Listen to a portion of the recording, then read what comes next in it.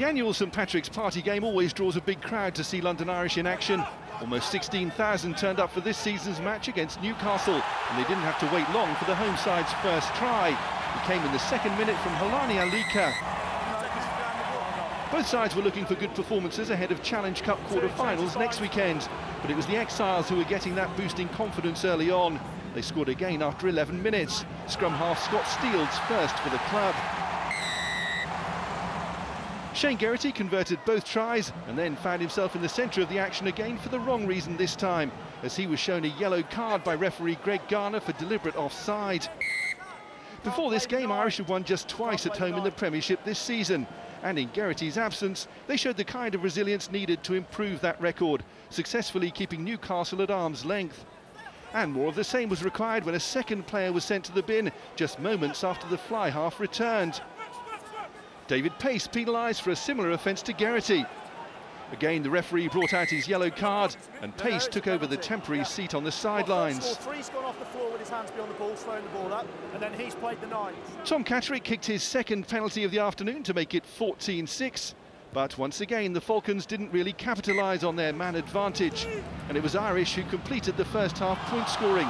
The man to go over this time, Andrew Fenby. It was confirmed after the TMO had a good look at Tom Guest's moment of good fortune. He spilled the ball, but crucially, it went backwards. 19-6 to Irish at the break, but Newcastle piled on the pressure with an impressive second-half performance. A third Catterick penalty got them to within 10 points, and they halved that lead with a try of their own 15 minutes from time.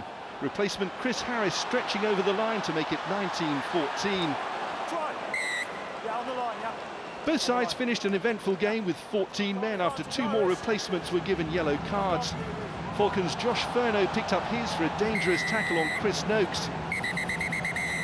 And as the officials took a close look at the incident, they decided that Jeb Sinclair's high challenge on Furno also warranted 10 minutes in the bin.